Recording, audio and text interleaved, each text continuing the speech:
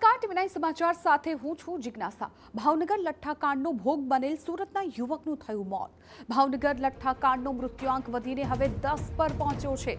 સંજય ડોડિયાનું નકલી દારૂ પીતા મગજ થયું હતું ડેમેજ। છેલ્લા 5 દિવસથી સારવાર લઈ રહ્યો હતો સંજય ડોડિયા। મૂળ ભાવનગરનો વતની સંજયસિંહ ખટોદરામાં રહેતો હતો, જેનું આજે મોત થઈ ગયું હોવાની જાણકારી મળી રહી છે।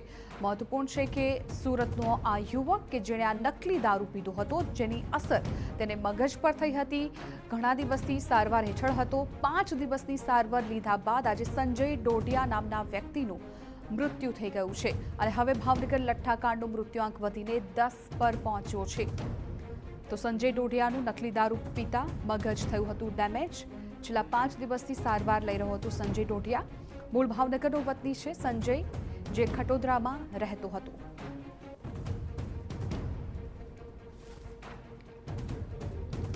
તો ભાવનગર લઠ્ઠાકાંડમાં સતત એક બાદ એક નવા ખુલાસાઓ થઈ રહ્યા છે। એક તરફ તપાસ કરવામાં આવી રહી છે, તો બીજી તરફ મૃત્યુઆંકમાં પણ વધારો થઈ ગયો છે। આજે ભાવનગર લઠ્ઠાકાંડનો મૃત્યુઆંક છે એ 10 પર પહોંચ્યો છે। સંજય ડોડિયા નામનો વ્યક્તિ કે જેણે આ નકલી દારૂ પીધો હતો, ત્યારબાદ તેને મગજ પર તેની અસર પડી, મગજ ડેમેજ થયું અને 5 દિવસથી સારવાર ચાલતી હતી અને આખરે આજે તેનું મોત થઈ ગયું। સંવાદદાતા બળદેવ સુથાર અમારી સાથે લાઈવ જોડાઈ ગયા છે, વધુ જાણકારી આપી રહ્યા છે। બળદેવ, આ સંજય નામનો વ્યક્તિ કે જેણે પણ નકલી દારૂ પીધો હતો, 5 દિવસથી તેમની સારવાર ચાલતી હતી અને આજે સમાચાર મળ્યા છે કે તેનું મોત થઈ ગયું છે।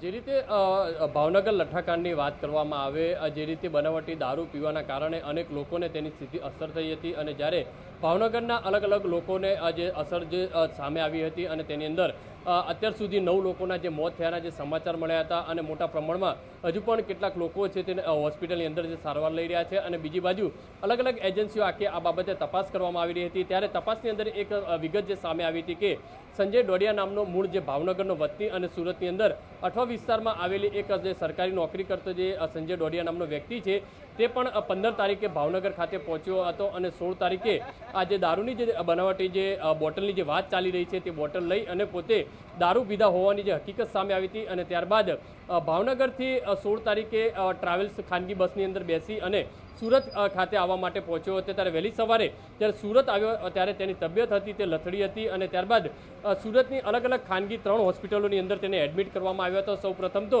જે વરાછા વિસ્તારમાં આવેલી જે ખાનગી હોસ્પિટલ હતી તેની અંદર આજે સંજય ડોડિયા છે તેને એડમિટ કરવામાં આવ્યો હતો અને ત્યાં પણ તેની તબિયત વધુ બગડતાની સાથે જ હાલમાં જે ખટોદરા વિસ્તારમાં આવેલી INS હોસ્પિટલમાં તેને છેલ્લા 5 દિવસથી જે સારવાર લઈ રહ્યો હતો। અને મહત્વની વસ્તુ એ છે કે સંજય જે ડોડિયા છે તે GISFમાં નોકરી એટલે કે અર્ધ ગવર્મેન્ટની અંદર નોકરી કરતો હતો।